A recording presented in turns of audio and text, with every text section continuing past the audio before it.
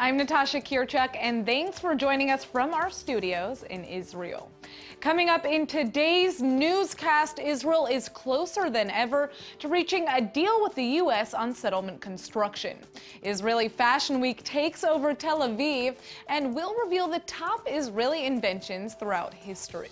Stay tuned for the latest news in Israel.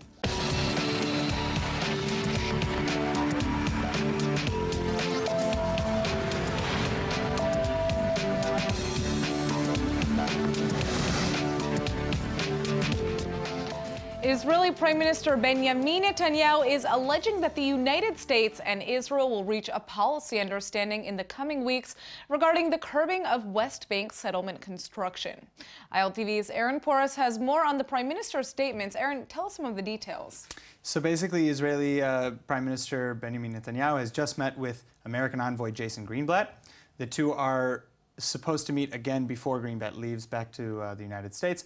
And their first meeting was supposedly about settlements and a lot of settlements. Settlements, and more settlements. We can't get enough. Yeah, basically. So, Netanyahu described the meeting as good and thorough, which is nice, but the details have not been released yet. They're expected to meet again, like I said, and what's interesting, in my opinion, the most interesting, is that Greenblatt also met with PA President Abbas, but both Abbas and Netanyahu took very different messages away from the meeting, so let's take a look.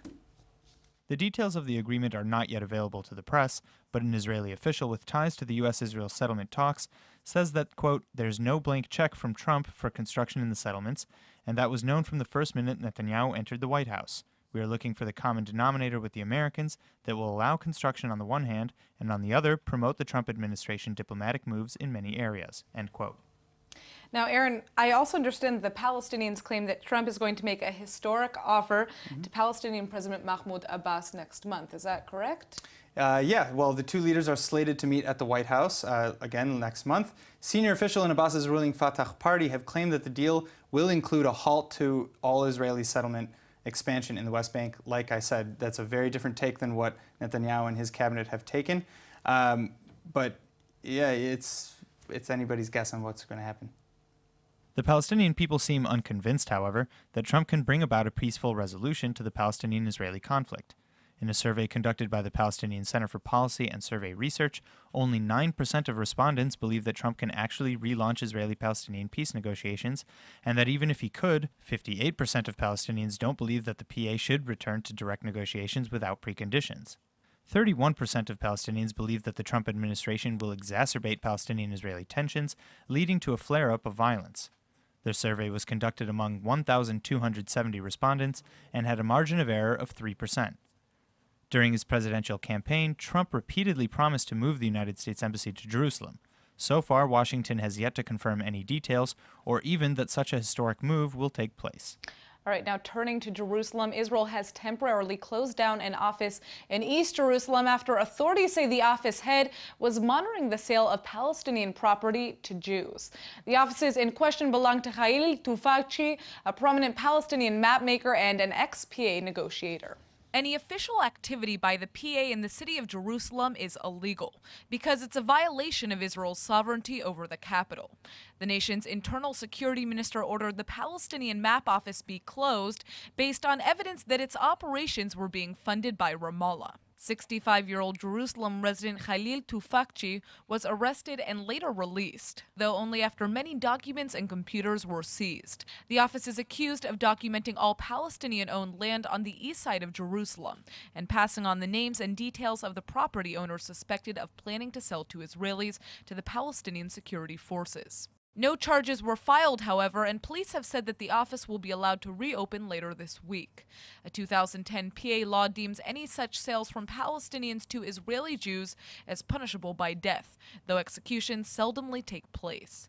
Palestinian Authority President Mahmoud Abbas amended the law in 2014 to include hard labor and life imprisonment as alternative punishments for any Palestinians who sell, rent, or even mediate real estate transactions with Israelis.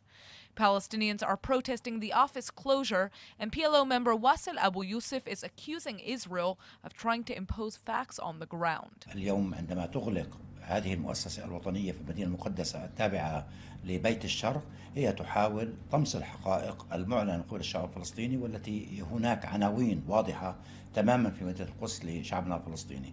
اعتقال التفكجي وإغلاق هذه المؤسسة يندرج في إطار محاولة ما تقوم بحكومة الاحتلال من عدوان وجرائم ضد الشعب الفلسطيني، بما في إغلاق المؤسسات الوطنية في المدينة المقدسة ومحاولة فرض الوقائع على الأرض. The Palestinians want the east side of Jerusalem as a capital of their future state, together with the West Bank and Gaza.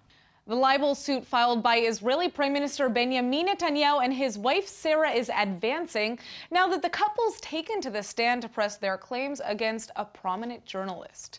Igal Sarna wrote on his Facebook page a year ago that an angry Mrs. Netanyahu had ordered the Prime Minister's convoy to stop on the Tel Aviv-Jerusalem highway in the middle of the night because she didn't want him in the car any longer. The premier forcefully denied the account as an absurd lie while even banging his fist on the stand. He said he and his wife felt they had to bring charges against a newspaper journalist for crossing the line. The judge wouldn't permit either the premier or his wife to be questioned about their relationship or any past incidents. During his own testimony, Sarna said he'd heard the story from a friend who heard it from another friend in the Prime Minister's security detail. The accused didn't call any witnesses to substantiate his allegations because he said he didn't want to get anyone in trouble. He also voiced uncertainty as to whether Mrs. Netanyahu threw the premier out or if he decided to get out voluntarily. After the session, attorneys on both sides offered brief statements. יצאנו כרגע מאולם בית המשפט, נוכחנו שהדברים שפרסם מר סרנה הם דברי כזב ובלע שלא הראו מעולם. אני חושב שעדותם של מר נתניהו, ראש הממשלה, ורעייתו הגברת נתניהו, העדויות היו אמינות, יפות, מדהימות, ואפילו נאמרו בתום לב. היינו בבית משפט, שאלנו את השאלות שאנחנו צריכים לשאול, אנחנו נסכם, בית משפט יכריע. The Netanyahus are seeking over $76,000 in damages as well as an apology and the removal of Sarna's Facebook post. All right, the Trump administration is once again issuing a public warning that it may withdraw U.S. membership from the United Nations Human Rights Council, and one of the main reasons is because of the world body's discriminatory policies against the state of Israel. The latest warnings are made in a letter sent by Secretary of State Rex Tillerson. The top American diplomat is informing 9 nonprofit groups that are protesting the proposed exit that Washington will implement the move unless the council enacts several reforms. The American administration is reiterating its strong objection to the UNHRC's biased agenda against the Jewish state and is condemning the body for allowing the membership of countries like China, Egypt, and Saudi Arabia, which are accused of human rights violations. Israel and its supporters point out that over 50% of the Council's resolutions between 2006 and 2016 have condemned the Jewish nation while ignoring flagrant violations committed elsewhere. Plus, Israel is dismissing allegations that the U.S. could do better or could better protect the Israelis by retaining its membership. Prime Minister Netanyahu supports the Americans pulling out and says it would send a strong message that these types of organizations must be delegitimized. All right, most Israelis are in a state of shock today following the killing of a clinic nurse in a central city yesterday. Much of the healthcare sector and other associations were closed for several hours to protest against violence towards staff members. ILTV's Moishi Kurler has more on the story. There were no disruptions in emergency or life-saving services, but all healthcare providers went on strike between 8 and 10 a.m. Social workers stopped working from 10 to 12, as did the country's high school teachers because of similar acts of violence against educators. Nurse Tova Carraro died yesterday at the HMO where she worked after being doused in a flammable fluid and set on fire. Workers at several hospitals held a moment of silence in Carraro's memory. Her 78-year-old alleged assailant has been apprehended. He is said to be a mentally ill Holocaust survivor who was unhappy with the treatment he had received earlier. The head of the National Medical Association says the nurse's death is an outgrowth of the verbal abuse or physical violence that personnel face on a daily basis. The head of the nurses' union agrees, saying that years of warnings have been disregarded and that offenders must be given substantial punishments to deter such behavior. The Knesset held an emergency session on the issue first thing this morning in an effort to form a plan to combat such acts of violence in the future. The chief of staff of the Israeli army is making it a point to praise the contributions that female soldiers make to the country's military in an apparent retort against ongoing criticism of their inclusion. During the graduation ceremony at one of the country's most prestigious naval bases, Lieutenant General Gadi Eisenkot made specific mention of 2 female officers. After calling out their names, he told the pair that they serve as very important roles in establishing the status of women in key positions of the IDF's fighting force.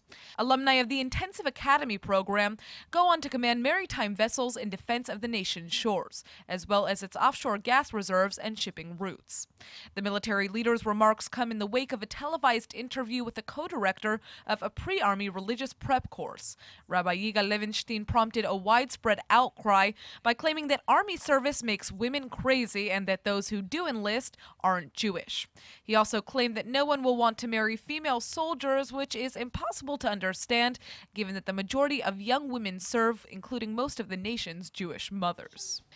Most people choose to spend their golden years relaxing with their family, maybe even traveling a little bit, but one Israeli grandmother has taken a totally different path.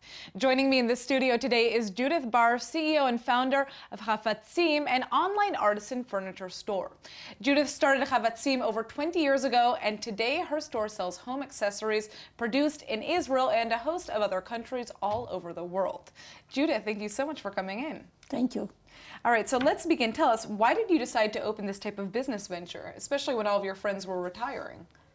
It's a question that usually people are asking me, and the truth is that I don't really understand why do they ask me.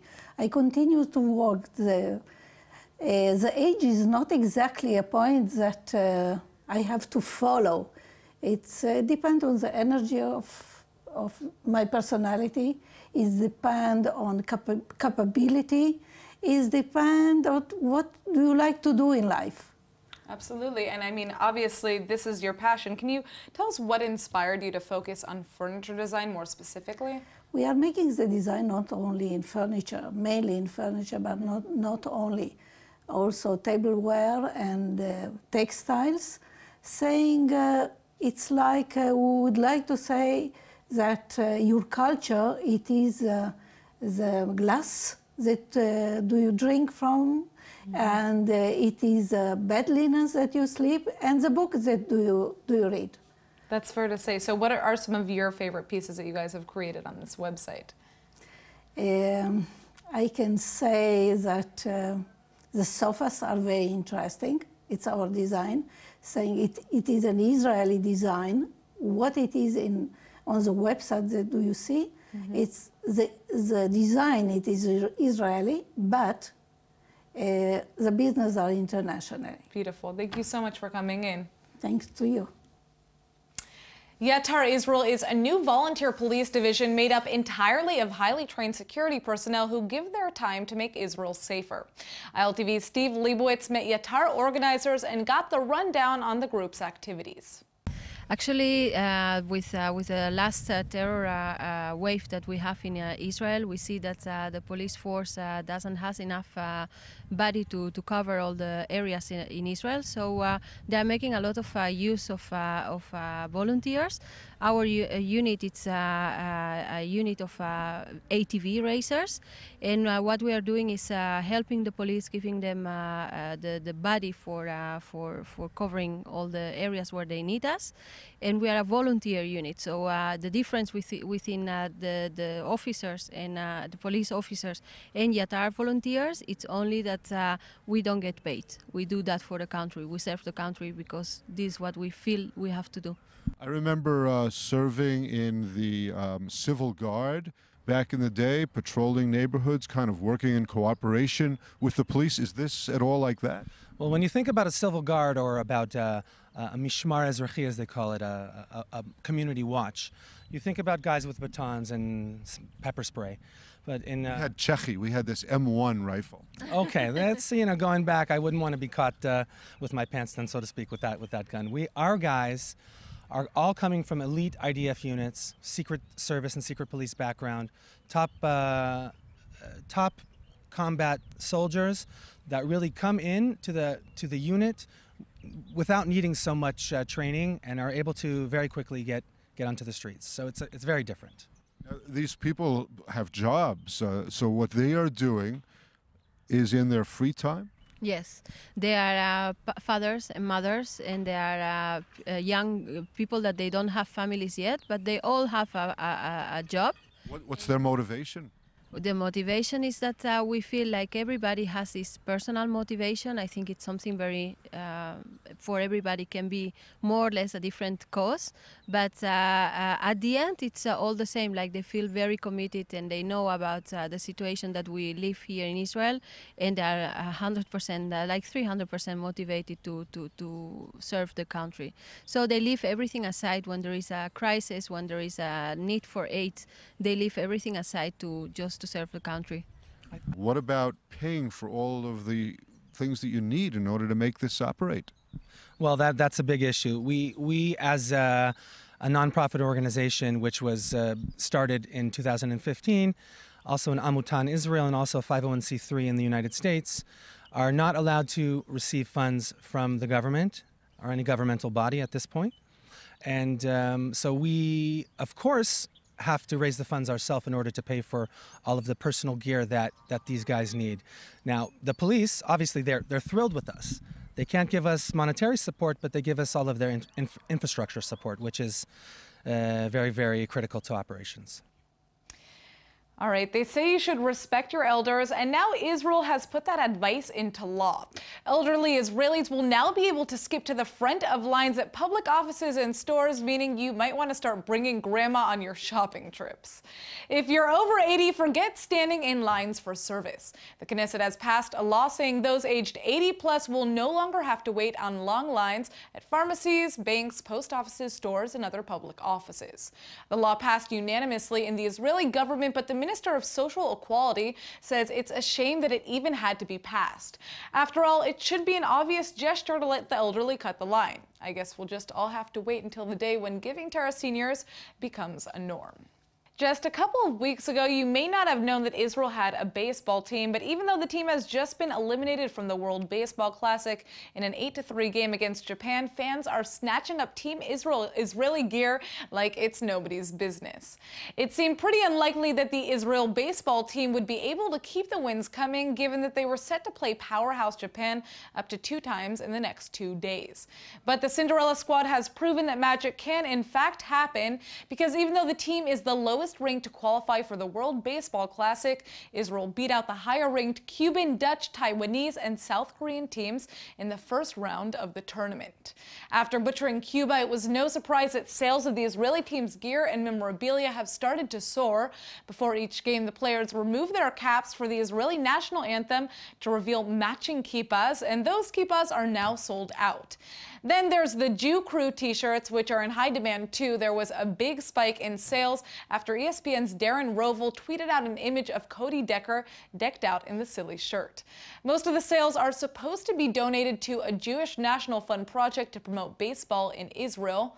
And now we have Peter Kurtz, the general manager of Team Israel, on the phone with us. Hi, Peter. Hi there, how are you? All right, so you held the Japanese team even into the 6th inning. Congratulations. I mean, it was hard. I know you guys didn't win, but I think we were all very, very proud of the performance. How are you guys feeling? The guys are feeling good. I mean, we had a good showing. I don't think anybody around the world ever expected Team Israel to get this far in the tournament. We did get this far, and now we're here, and now we're gone, and that's the way baseball is. That's the way baseball is played.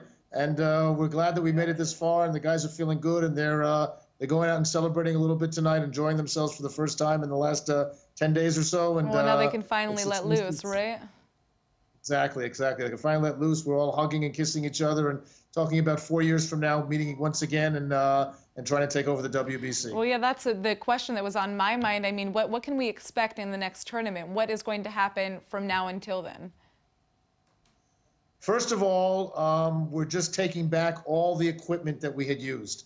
That's something incredible. MLB has bought all this equipment for us, including jerseys and batting helmets and balls and bats, and all of that is going back to Israel. So we're going to have all that back in Israel.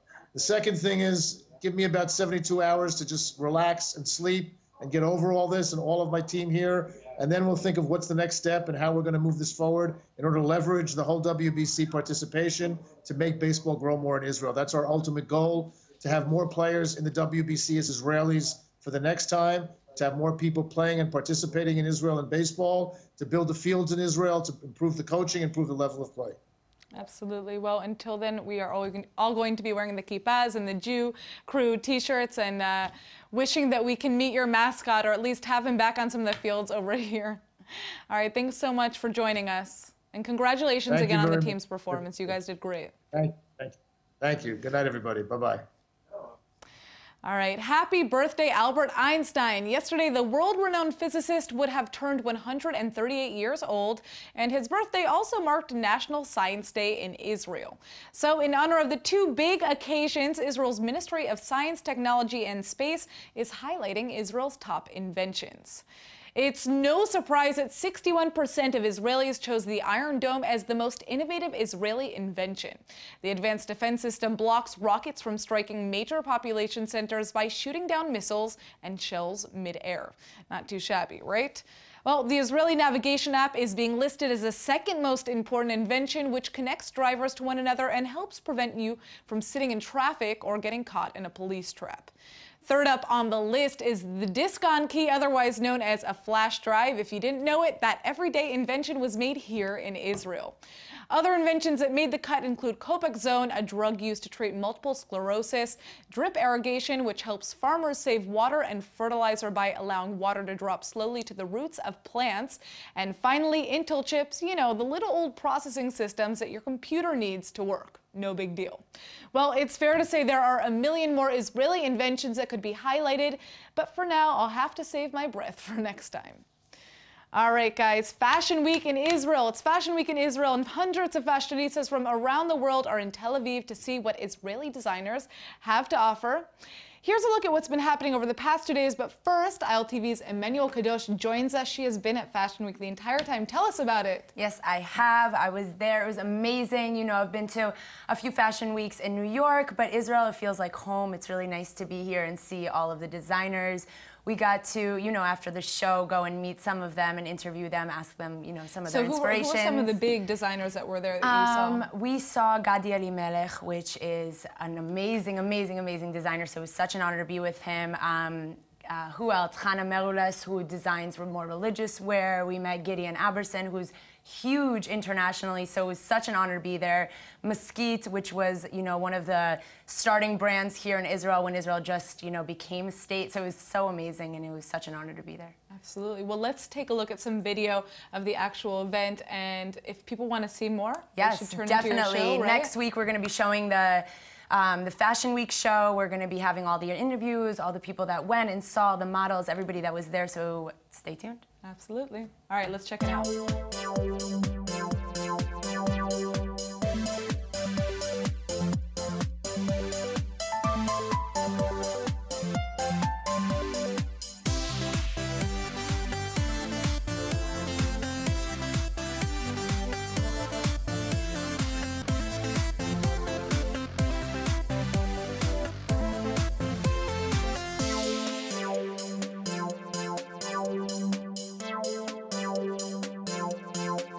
The Hebrew word of the day is brought to you by the University of Haifa, Hebrew Summer Ulpan, open to everyone.